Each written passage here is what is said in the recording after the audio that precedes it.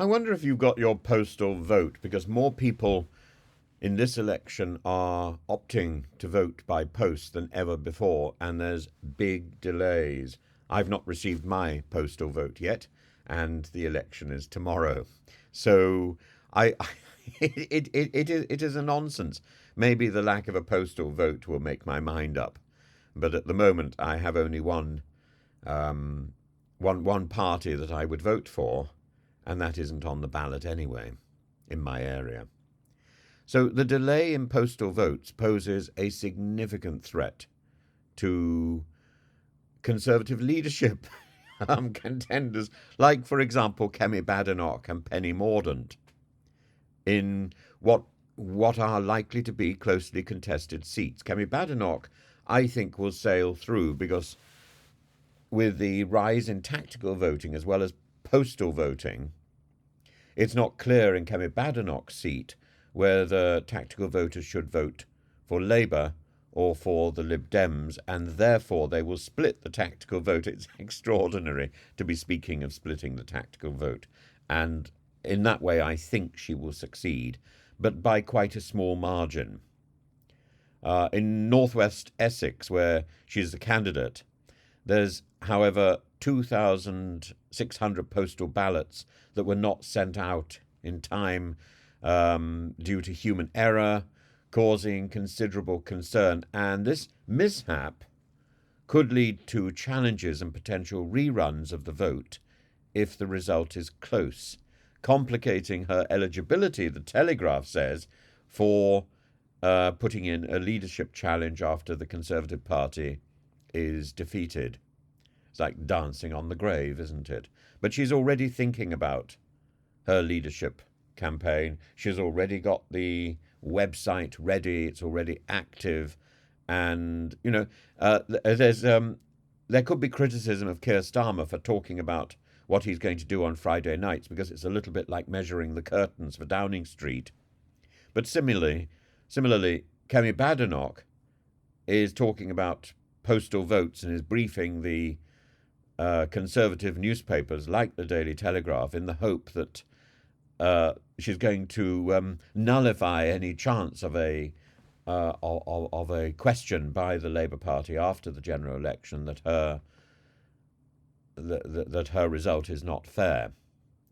The possibility of election recounts following the general election because of the delay in postal votes is high. It's a considerable problem. And I don't think it means that as a country we should abandon the postal vote idea. I think it's a really good idea, but I think we need to get it right. And I don't know whether it's pat simply to blame the Royal Mail. My local postman regularly stops me in the street and knows me by name, and that's really comforting. But I also know that the local post office is short-staffed, and I also know that however much you play this game of saying that Royal Mail is independent of the Post Office Limited, the two are tied up in a chaos created in the early part of this Conservative government in the privatisation process. And it hasn't worked. And it's seen the attempt by people like Paula Venables to defend the indefensible and to blame so many sub-postmasters and sub-postmastresses for a mess and a chaos which was created because the systems took their eye off the ball, and that perfectly aligned combined force of the Post Office and the Royal Mail was fractured, and the two parts of the same body don't work together independently. It's like cutting off somebody's head and wondering why they're not speaking. The Post Office is failing. The Royal Mail is failing. It doesn't matter how many stamps we churn out. You can't use a lot of them because they might be fakes. We can't trust the Post Office to do its job.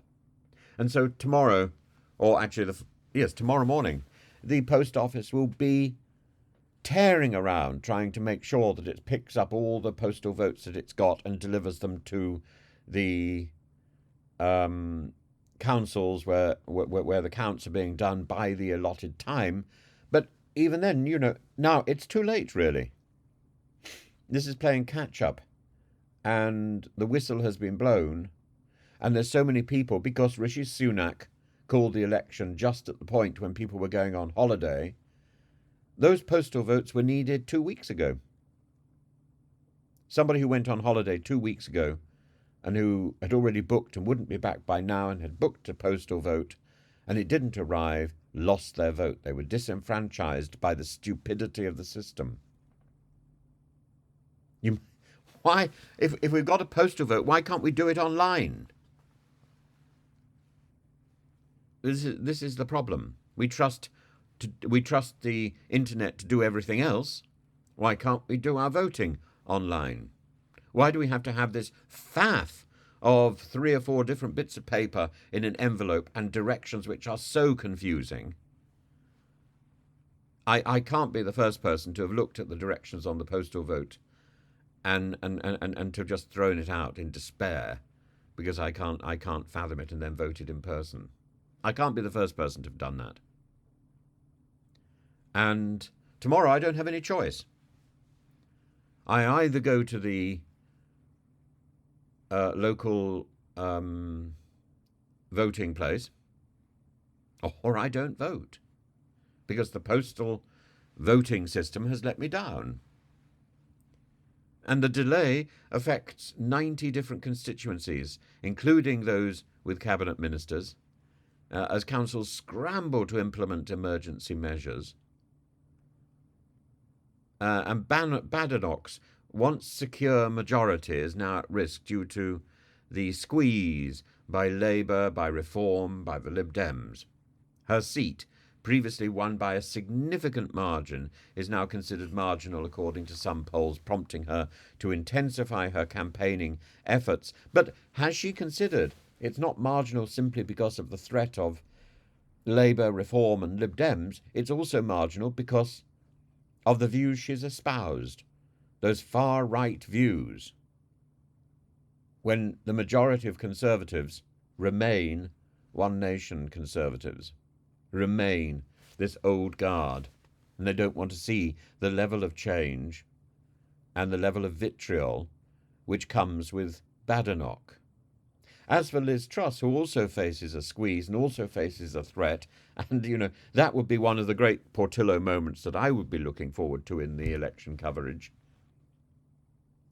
She faces a threat particularly from the turnip Taliban, who put out their own candidate. And I hope that candidate is successful. In fact, I'll do a video entirely dedicated to Liz Truss's catastrophe.